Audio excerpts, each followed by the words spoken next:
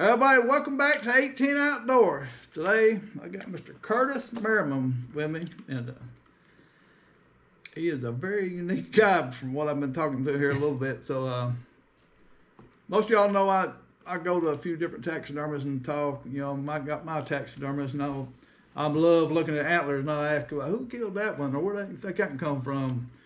Well, Daniel Williams, you know, the Cedar Ridge Chronicles guy, I go to his house quite a bit in his taxidermy shop, and over the last couple of years, I've been seeing some that I have the same name attached to them, basically, and he's supposed to be hunting public land. So this year, I sent him a message, hey, you know, I'd like to talk to you a little bit just to see your strategy. And he's got a unique strategy, and he's going to get all into it. First, I want him to introduce himself and tell him where he's from, because he's raised up in a state that don't have, I guess, the deer genetics that we have in Alabama, which, you know, we don't have the monster genetics of some of the other states, but compared to where he's from to him, you know, we've got some great genetics. And he's, so far from what the pictures I've seen and the deer that I've seen him start taking over the last 3 years anyway, right? Yeah. So it's very nice. And he said something, I want y'all to pay attention to this. He said the easiest buck to kill is a 4-year-old buck. And that's, I mean, that's, you know, that caught my attention. All right, I don't want to hear this guy's strategy and explain all this. And he says the older they get, easier it gets. So we're gonna find out.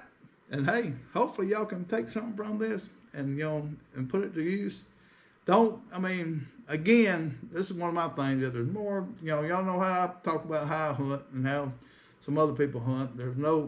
I don't have a problem with the way anybody hunts. There's more than one way to do it. You know, some people can't do some of the things I try to do, or Jim McKay tries to do, or Daniel Williams tries to do, or Dan M. Falk tries to do. It's just, you know, there's more ways to do it, and there's more ways that are suitable to certain types of people, certain people personalities, and stuff like that. So and this guy's got a unique personality. From 30 minutes of me talking to him, so it's going to be interesting.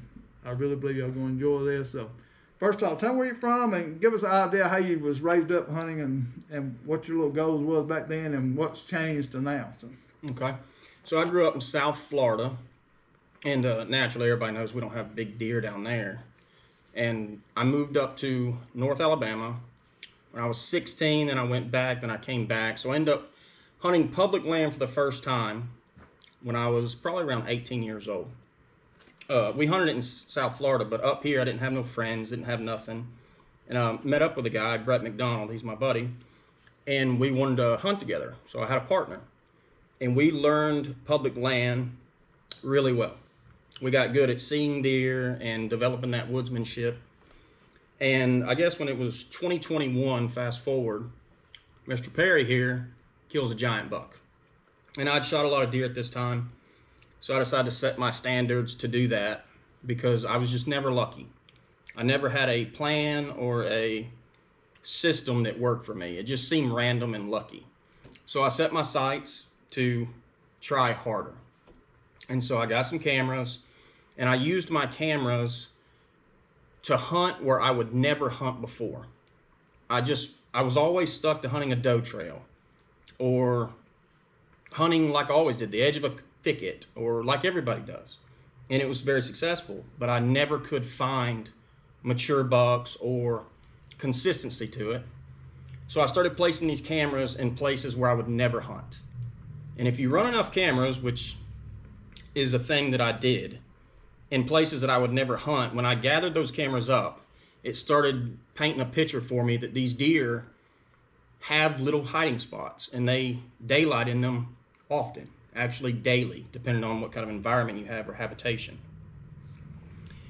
And I started to learn that as humans, we overthink everything, in my opinion. Like, we complicate it so much. Like, if I asked Mr. Perry, your dog's overweight, how do you make it lose weight? He would say, just tell it to eat less.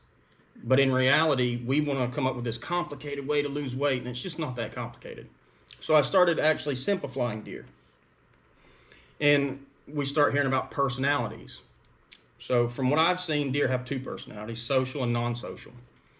And it changes, when we say bucks, they change with age.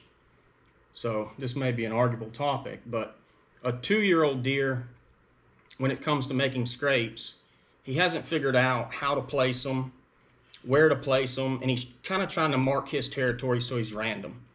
Very hard to kill a deer when he's random. He's bouncing around like a ping pong ball. And a 2-year-old deer is very hard to kill. You see them often. That's why people kill them, because they run doe trails. They're just random. They'll run through open hardwoods in broad daylight during the rut. When he gets to be 3 years old, he understands where people are. He understands their access. He understands their stand locations, and he starts to wise up to it. And if you overpressure it or go in it long enough, he will avoid it. He just will. He's starting to figure this out at 3 years old. And so at 3 years old, I started putting these pieces together that they're using secret paths. They're not trying to go to the does. They're trying to cut the doe trail.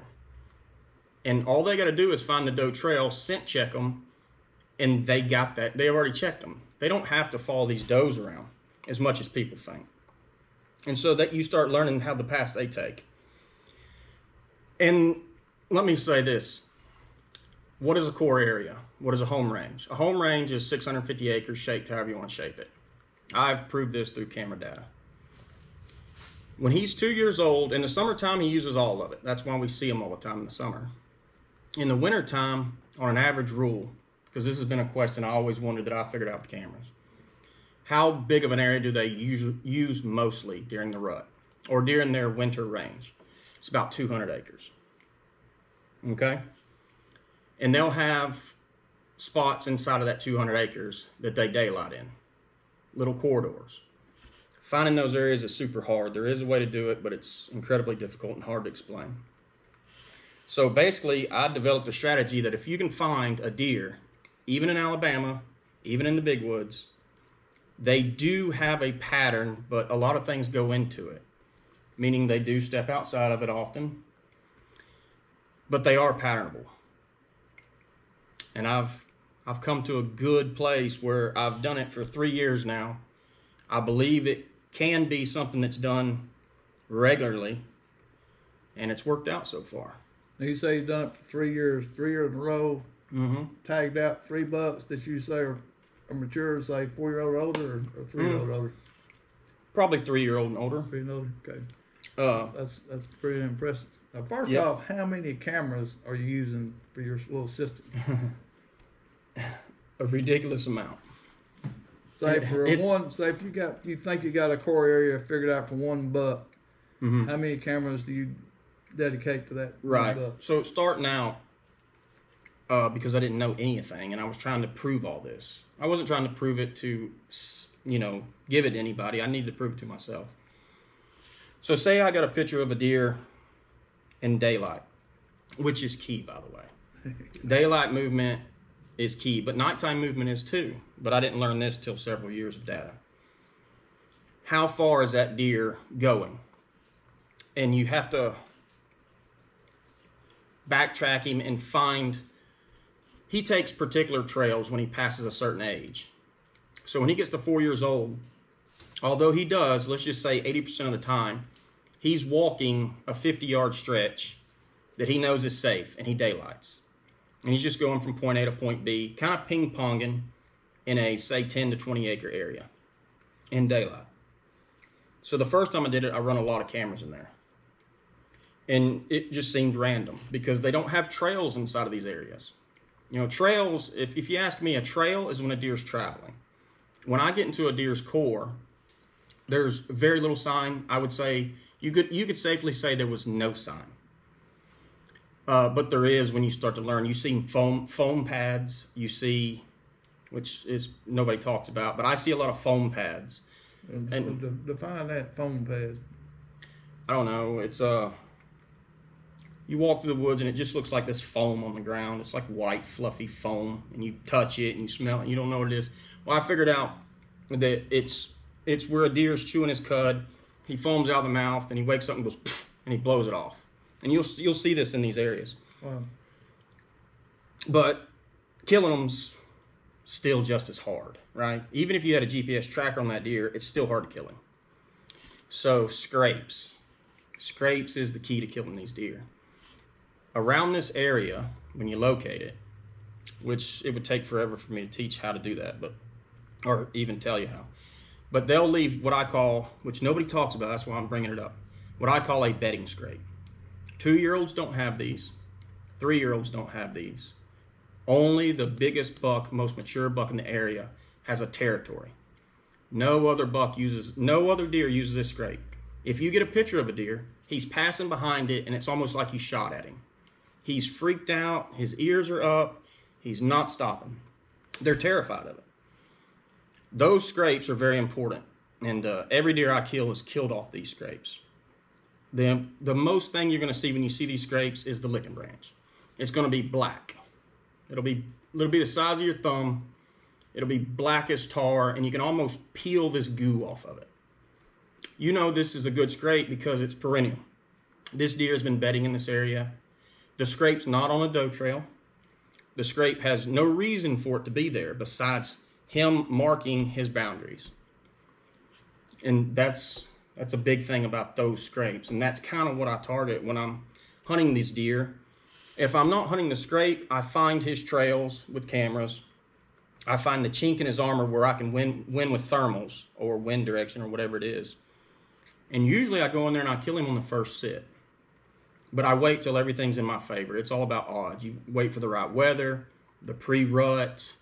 He's going to go check his scrapes on the pre-rut. A lot of times they'll check every scrape in their area on the first cold front of the year, which is why you get a lot of movement in that Halloween time frame, depending on where you hunt. Wow. Now, how do you find that location? That's, you know, Okay. and what are you looking for, and what do you say, all right, I'm going to spend 20 cameras in this area because I think, you know, is it tracks, or is it scrapes, is it rubs, or is it beds, or what? If you have rubs are probably the most important thing. How you do it, there's no special method, but you need to stick with consistency. Now, Michael could say that a deer does this, I could say a deer does that. So let's simplify it, which is what I was getting to. We need to know what a deer does. Deer are very simple. They're not complicated. They need safety. That's number one. Like Dan Infalt, everybody that has their opinion is true. It's all true. It's links in a chain. But you need to see the whole chain. Safety is their biggest thing. So studying access, where people hunt, rub directions is so crucial. I mean, like say you got a big rub, which we've all seen, and we're like, oh, and look where it's pointed. Put a dot there. Go, just say, like I'll go 800 yards the way it's facing, 800 yards back. And I've gotten to where now I know what kind of habitat they need. They need water, they need safety, and they need diversity. But they'll have that in a very, very small area. Very small. Like smaller than you can ever imagine. And I think that's why we struggle as hunters. That was the key piece that made me successful. I was like, oh, they're random. You know, it's just luck. It's just luck. It's not. Like they do have an area they daylight and they live in. Otherwise, we'd see them all the time. We'd see them everywhere if they were like that. Right. Now, what type of, say, terrain or elevation, is there any kind of thing that's kind of consistent with what you're finding in these mature bucks that you're kind of starting to figure out a little bit? So usually they'll find it how they set themselves up. Our access is always predictable as humans, and we tend to do the same things. We're so habitful, like we just do the same things over and over again. And they'll find an area that, for one, has escape. When I say escape, from what I've seen, and I'm still trying to figure this out myself, but if you got a hill country, he has to be able to see you coming, leave your sight within seconds. Like he's going to be set up where he can just dip. But he's not going to, if he has to run in front of an area that people hunt to escape, he's not going to want to be there. He's going to be where he can just dip, circle you. He's not going far. He's just going to go 100, 200 yards away. And he'll get to where he can just loop back. This is what I see a lot. These are the best bedding areas. Do they stay in there year round all the time? No. But during the hunting season, during the pressured season, he may have 3 or 4 spots in a 200-acre area that has these qualities. And the more humps, the better. The more terrain features, the better in a smaller area. Because it's basically a terrain feature is like a thicket. Thickets used to be good.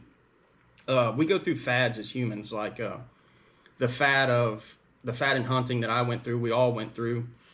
Hunting secret public land spots, like hard to get to. You take a boat, and that worked out for a while till everybody started doing it. And we go through these phases with hunting, and that's basically what this is. This is a new phase of hunting that can be done. I mean, I think you got to do something for about 5 to 10 years consistently every year to prove it, though, in my opinion.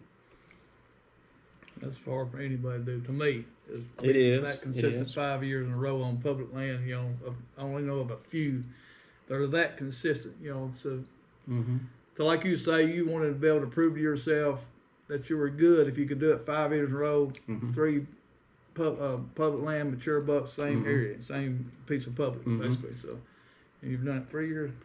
I don't know if I killed everyone on public, but yeah, I've been successful 3 years. Okay, so. I think I've killed a good number. That's good. And so you're saying the easiest buck to kill is 4 years old. Yeah. So relate that to a 5 or 6 year old.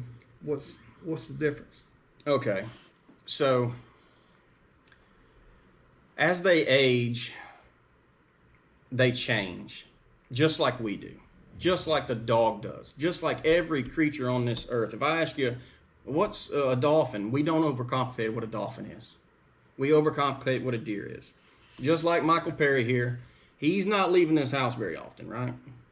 You're not as vigorous as you used to be. You can agree with that. Well, yeah, probably not, no. Deer are the same way. They get stuck in their ways. They learn, they understand danger. They don't run to corn piles. They don't require as much great food as the younger deer, and they're not tempted by it. And they just get, their home range just gets, I would say, smaller. And their cores get smaller. They just get very stuck in their ways as far as like picking trails and sticking with them. And you could have that deer you're hunting. I proved this with that big 10-point I shot. All right, I don't want to say it out loud, but I'll just say. So my group of friends hunted this area for years. And so I told him I was going to go over there and check it out. I went over there and I found this buck. I'm not going to say where it was live, but this buck was right in front of us the whole time. Really? He was in such a small area. Like when I say small, he was using a 10-acre area and he stayed in there. Now he went outside of it at night and stuff like that. And so I went in there to kill this deer and I shot him the first year in the neck. And I'd seen him 3 times before I shot him. And he was in the same spot. Now I shot this deer and he come back. This deer he would not move, right? And so the next year I went in there and first day it was so easy. I just thumped him. It was just textbook. It was easy. I mean, it was. So I had that particular deer, not all of them are like this. He had a certain bed that he literally stuck to. Even if you jumped him or even shot him in the neck, he returned to it. He was just stuck there. Now, the reason he did that, which is where the controversy comes in with deer do different things, he didn't have opportunities elsewhere, right? We were all hunting around there. So it goes back to how do you locate these things? Their number one priority is pressure. Pressure, pressure. And if that's the safest place in this 300-acre area, that's where he's going to be. And that's kind of how I find him. I kind of learned that. So you shot the deer in the neck and it survived? And yeah, and he palmated on that one side that next season. It messed him up. The year before, he was actually, in my eyes, he was bigger. But I don't know if he was or not. But he sure seemed bigger. Now, you still haven't told me how many cameras you put on.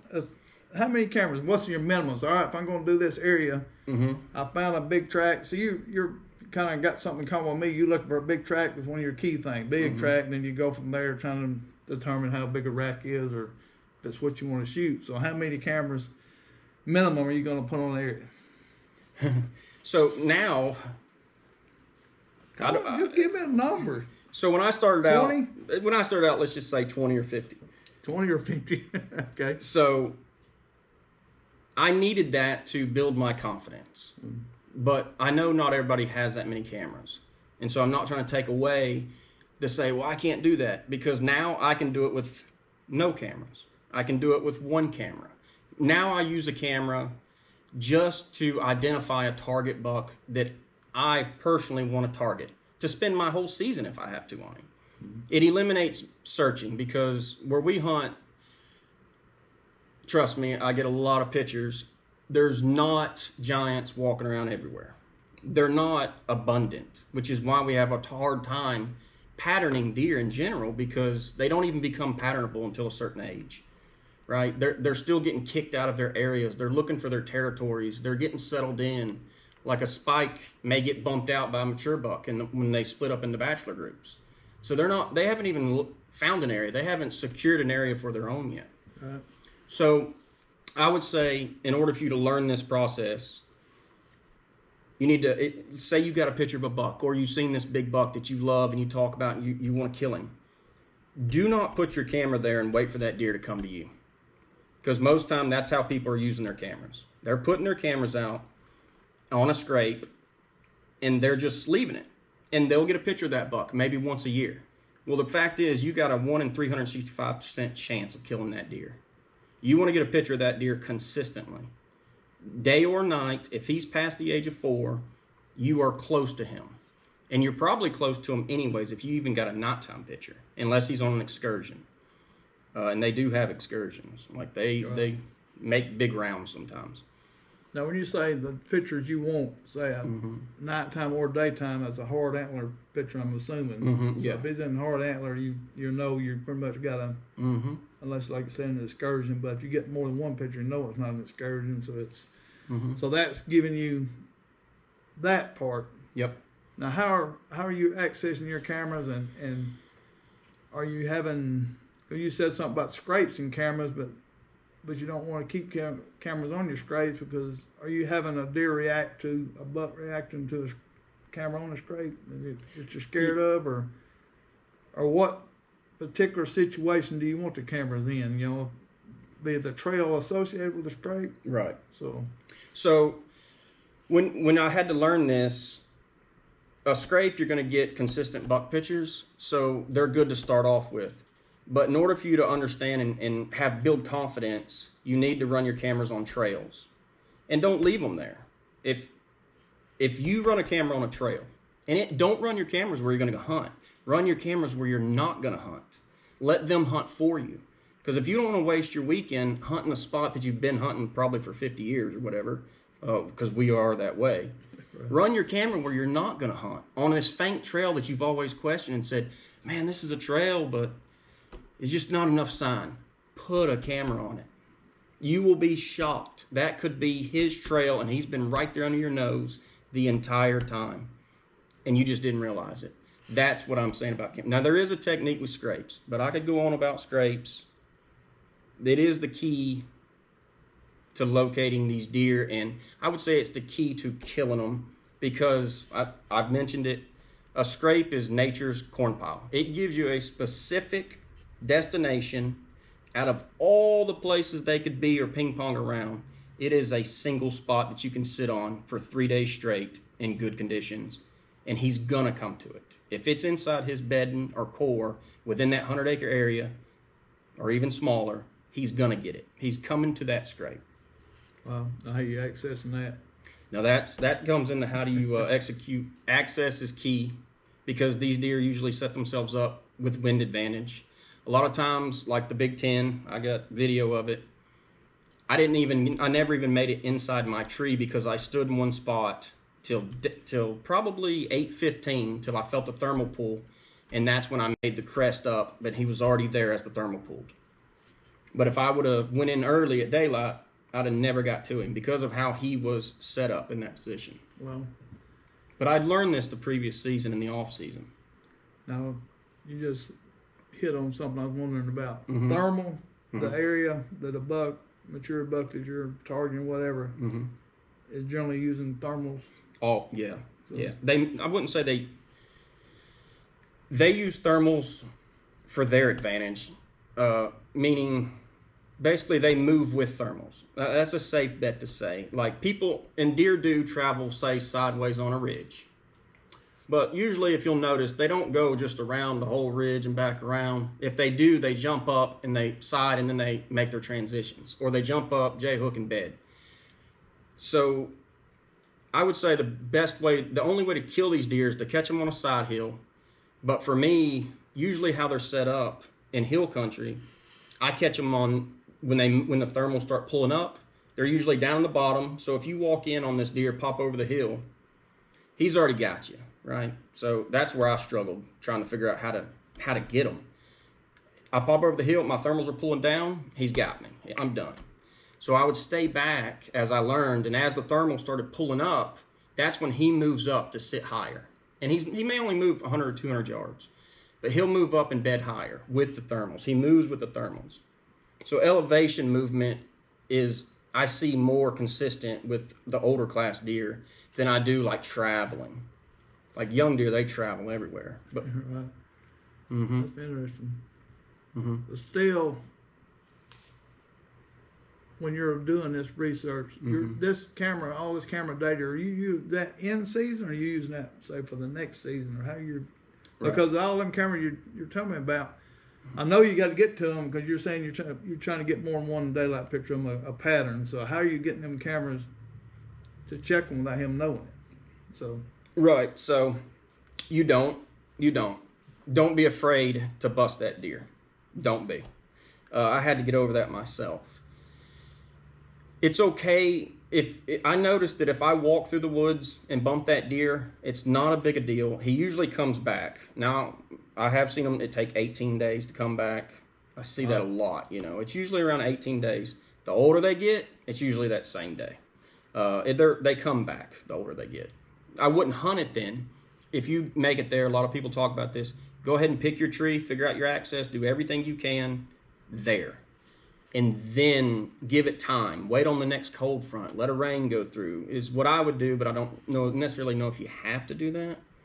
But they definitely, they don't mind you passing through and bumping them as much as they do you sitting in a tree. I don't know how they know the difference, but they definitely act different when you sit in the tree. Huh. I guess because I got a way of knowing the scents lingered or something. I don't know, But you just got to get past that, really. I mean, I was scared of that too. But if you counted the days I hunted, actually sat in a tree and hunted a deer, it was the days I shot deer. Like I spend all my time looking for deer, and I spend a day or two killing them. I do believe, though, 3 days is a good effort. 3 days is that? In the same spot. Wow. It's usually the first day. It's only takes them 3 days to kill a deer, but usually the first day. This is another thing. So I'm assuming all this is before the rut. Mm-hmm. So the rut hunting's kind of hard. I'm still working on that myself. There's, from what I see, the big bucks are locked down with the does during the best of the rut. It's either the pre-rut or the post-rut. That's when you start seeing these big mature bucks start coming back out. But during the rut, they call it the October lull, or where there's no buck sign. Usually all the bucks are around the first few hot does, and that one big buck's got her locked down. And although it does happen, from what I've seen, the does come to the mature bucks. They seek the best genetics. It's just how it works. It's just like a dominance thing. I don't understand it, but you can study it yourself. Does seek out the best genetics, the survival instinct. And so these big bucks are not lured out by a doe like everybody expects. We all want a big old 190 to come running past us, chasing a doe. But really in yourself, out of all the deer you see, how often does that happen? It's pretty rare.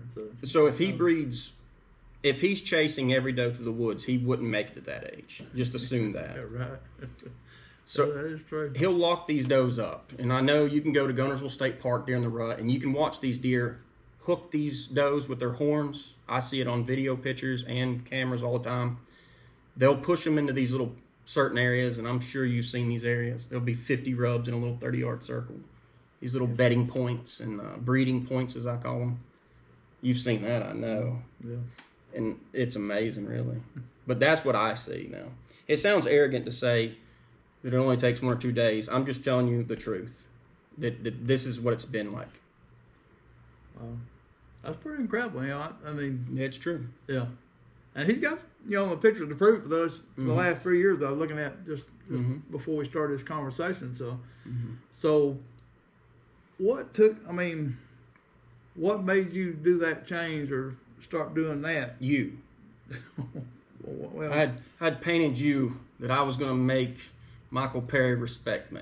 Seriously. Oh, well, that's well, Seriously. I appreciate that. But That that's big deer. Really? Yes. I wanted one like that. And I've not got a picture of one that big, nor even close to it. You will, so I believe that, especially with the amount of cameras you're running. But you might have to switch the actual area that you're hunting a little bit. So, Yep. But I mean, because I believe that's it's more area defined or general. Just almost like you say that a mature buck reduces his area they lives in. I think the genetics on some of these monsters are in certain areas, and you just kind of got to stay in this circle. So that's kind of. I believe that. Once you figure that out with cameras or whatever, it's more like you say 1 to 3 days. It took me years upon years to do it. I've killed a couple of big ones, you know. Giants. But it's just being patient, understanding when and how to get to these areas without ruining it or without overpressuring to me. So It is. So and timing and the front thing is one. Yeah. Is one that I believe in. You know, the fronts associated with, you know, a lot of that's associated with a certain moon. That's, you know, I'm not a big moon guy. I'm a big guy if you got a chance to hunt because you're limited on what days you can hunt. But most of my big deer was associated with some kind of new moon. So, but it was with a front associated with that. But the moon involves a lot of the weather stuff. So, I don't even pay attention to that. But it's just so that's. I always just know that like a front, like you say, and then after I kill one, whatever, I go back and look. Or Michael Pike was one of them. He's a big moon guy, and me and him went through stuff and looked back, and all the big deer that I've killed, with the exception of one, had something to do with a new moon. So it's kind of why I don't know, but it just is. So I'm just trying to, like, the reason I hunt the cold fronts.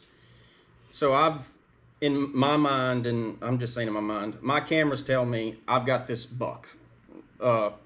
He's in there. Like, there's no doubt he's in there. And I'm trying, the reason I don't go in there is because I don't have 100 of these big bucks to hunt, right? I'm just to have a couple.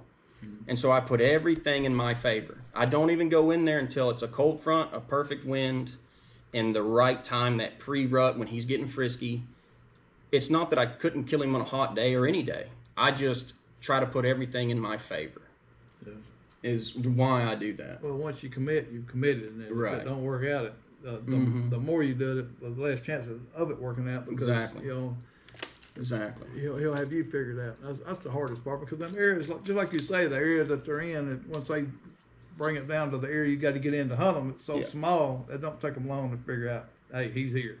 More than especially when it's been there more than once. So it does not. They figure that out. So, but my biggest thing of why I struggled so much before it clicked was I really thought, and I want to say this to everybody, I really believed that these deer were ghosts and they could be anywhere at any time. Let me tell you something. If you got that deer on a camera or a picture, the truth is that deer's home range is only a square mile, and his winter range is probably no more than 200. Now, during the rut, he will use his full home range again, but he'll rarely go out of that 200 acres. It's just to be excursions. You can pretty much, that's 20% of the year he does that. It's rare. You can't even base that off a strategy. But he's going to be in a 200-acre area that has does, cover, everything he needs is going to be in there. And you can start to use your doe groups in the areas and how he accesses all that. But he's not as far away as you think. That's my biggest thing I want to stress. I mean, like that big one I killed, that really, really big one, I just couldn't believe how close he was, but I didn't have that camera. I mean, I was putting my camera on the main doe trail going up the point of the ridge like we all do. That's the most easiest way. When there was another trail over here that you couldn't see from that position, and that was his trail. And there was no way to even know he was there. That deer didn't leave rubs either, by the way.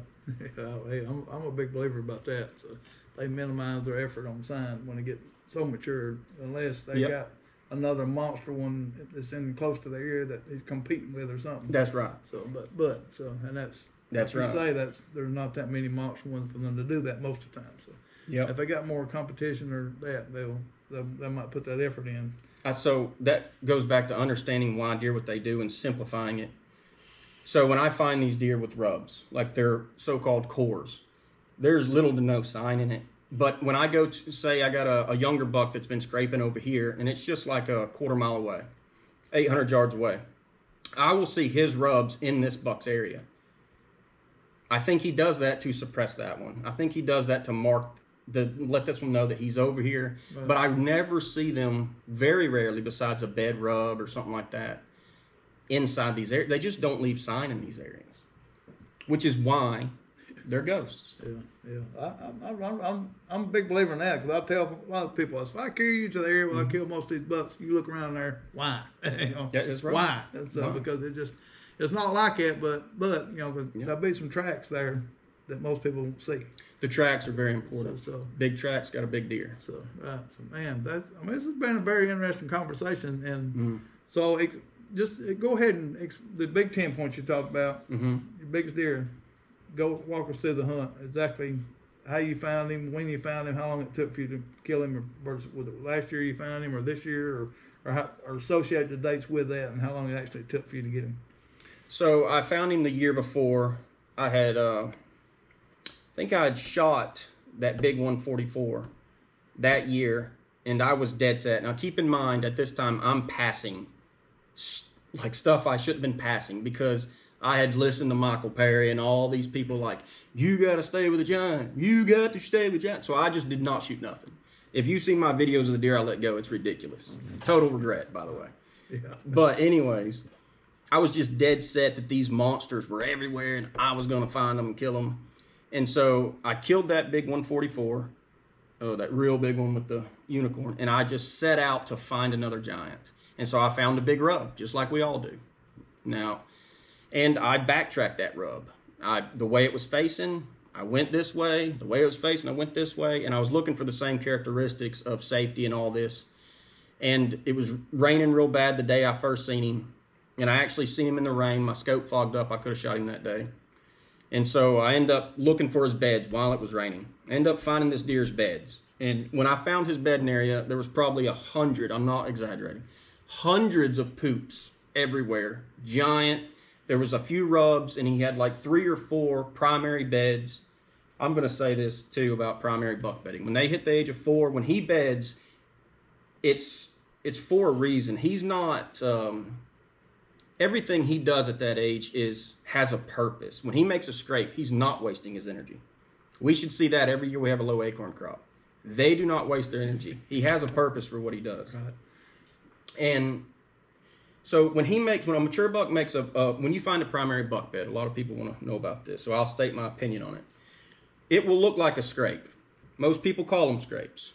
It's a big rub. It'll be oversized, usually on a cedar or any kind of oversized rub, and it'll look like a scrape underneath. Get down and look in that. If there's no licking branch and that scrape is lower to the ground than you expect, that is a primary buck bed. You have just hit the money. Now you got to pay attention to what's going on around you. Because a lot of times people pass through these bucks areas, like that 10 point. My buddies and all that, me millions of times. I walked right past this deer. Never knew he was there. Now you said low to the ground scrape, or you meant low to the ground rub? So they'll dig a hole in their primary beds. Now I don't see this until they reach a mature age. And they'll have a hole. And it looks like a scrape, and there'll be a rub. But that rub, you'll notice, is lower than normal rubs. And it's because he's laying down a lot and messing with it. Okay, yeah. But to know the difference, they will have a licking branch. Like a deer that's rubbing a tree that big will not mess with a lot of scrapes without a big dominant licking branch. Like Knowing the difference in scrapes is so crucial, and the only way you're going to learn that is to run cameras on different scrapes. Like we know there's community scrapes. No one talks about bedding scrapes. I wish they did because I want to hear their opinions. That's right. Yeah. That's very interesting. So, I mean, because I'm one of them that's not really as hunted that many scrape. Now, because used to, I've hunted many of them. You know, we'd find a scrape, a community scrape, and hunt it, and hardly ever seen a big buck or anything ever. So, 99% of them are not worth nothing. You know, just right. So Yeah. you go in there, leaves in it, come back next day, hunt it, leaves out of it. You know, but you never see anything, you know, nighttime stuff. So I just got away from that and just changed my tactic completely. So Yeah. But you know, I like for them to be in the area, sure. So. Well, that goes back to what I was talking about, why it's important to know how the deer changes. Just think about a dog or you yourself or any other animal. At a year and a half, he's a little frisky. He's feeling his Cheerios. Testosterone's kicking in. He's making scrapes everywhere. So don't get excited when you see a scrape. But it's going to be random. It's going to be, there's no purpose to it if you think about it. At 2, he's trying to play big man. He's trying to he's trying to bully in and and get his own does. And he's starting to learn the scraping thing. But at 3, you start seeing big licking branches. They're placed in perfect thermal hubs. You start seeing that placement becoming better. And at 4, he's going and making a few scrapes, and he'll make a scrape in like this buck's territory, and he may visit that once. I see that a lot. Or this buck, and he'll kind of ping pong out like this. But when he makes scrapes, it has a purpose. It's not a waste of time nor energy, and he visits them so often. Like, it's so often. So if you only got one camera, just keep moving it. Keep moving it. Don't wait on him. You know, use it as another hunter is a good word of advice. The big 10 points you killed, how actually did you kill him? So I figured out where he was living. The previous year, I actually shot him in the neck. So we'll skip all that. But I seen him 3 times, thumped him in the neck, wounded him. It's gun or bow? That's gun. Oh. It's gun. Oh yeah. And by the way, I'm a horrible shot. Horrible. So I figured him out, and I was like, oh, I can do this over and over again. And so I was bragging to my buddy, as you call it, bragging. I was telling him, man, I'm going to kill this deer. This system works. I'm going to kill him. And of course, we both had doubt. Why wouldn't I have doubt? I had much as much doubt as he did. So the next season, I waited till everything was right. It was Halloween Day, muzzleloader season. I went in there and shot him. I mean, it was just that. I got video of it. How was he? He was on the light trail? So he was going to his bed. He was 100 yards away from his bed, and I shot him 100 yards before he got to it. Wow. He did have a doe with him. Really? He was breeding a doe in Halloween. Wow. After I shot him, the doe she had a rough day after I shot him. I didn't even know all these other bucks were in that area. But bucks started coming out of the woodworks, and they were running her pretty rough. Wow. That's yeah. pretty cool. But he had the very first doe locked down. Halloween. Yeah. Yeah. That's Halloween what day. Say. Halloween. Halloween day was when I got him. Now, it's been a very interesting conversation. So yeah. So what's your goal this year? 3. Shoot a 199. 199. Yeah. My goal is actually to take that record from you, but we both know that's going to be tough. Oh, it's almost time. A 160. I want a 160. And they exist goal. Here. Oh yeah. Yeah. It's a tough goal, but you can do it. It's just it might take a while. So if I'm just trying to I don't really care really. I just want to shoot some deer like everybody else. But I do believe with what people are passing nowadays, with a 160, it'll be maybe a little bit easier. I can't say easy. Now this year might be tougher with the winter that we had, and most of the deer alive. Well, all the deer in Alabama had never had this kind of winter, so that might affect some of the antler growth stuff. So, but it has been wet so far, but we'll see. But the next 10 years, there might be some interesting numbers as far as big deer, happen. So I mean, I just want to stick with trying to. My goal started out just shoot a buck. Actually, when I first started running cameras, I missed a whole year. I couldn't even get a picture of a buck when I started. Like, it was hard. Wow. And then I started learning 2-year-olds. I'm getting a picture of 2-year-olds. So that very first season I don't talk about, it's so easy. I was shooting 2-year-olds. And so I ended up saving that tag for a giant because I was like, okay, I've done this. And I've just been gradually trying to, but I think it don't really matter the antler size. I'm just setting a goal for myself that makes me happy, you know, and that's what everybody should do. Yeah, oh yeah, I agree completely. Sweet, man. I've enjoyed this conversation. I really appreciate it. Hey, we thank y'all for watching. If you haven't subscribed, please subscribe. You know, you don't do any kind of social media stuff, do you? No. The only reason I'm doing this now is because he got me started. Really appreciate it and enjoyed it, Curtis. Yep. Thanks, and again, appreciate y'all watching. You know, appreciate y'all subscribing. If you haven't subscribed, please do it. You know, send us some likes. Yeah, this is post season. Yeah, turkey season right now. But it's a good time to be out scouting. It is. Find some stuff. Look for them big old tracks. Look for them beds with a low rub beside them. You know, so pawed out beds. So, and that's, you know, that's kind of one thing we've learned out going back west is the mule deer love pawing out their big old beds too. So yeah, they do when they get mature here. Mature here. So y'all look for that. That's an awesome tip. So anyway, appreciate Curtis. Appreciate y'all, and we'll see y'all. Hey everybody, thank y'all for watching the videos. Well, again, we appreciate y'all's support. If you haven't liked, please like and subscribe. And if you don't care if you haven't got one of our books, check out Amazon and get a book. Also, we got a link on there where you can, on our YouTube channel, where you can go on. We got a little store set up. Like if you're interested in any kind of merchandise, shirts and stuff, you can check that out. And we really appreciate anything like that. So again, we appreciate y'all's support. You know, keep watching. We're going to keep trying to share the outdoors and how we do some things and try to help everybody that we can enjoy the outdoors. And you know, we do this for just basically because of the environment and the community that's involved and built around hunting. So again, we appreciate y'all. Like, share, and we'll see y'all again.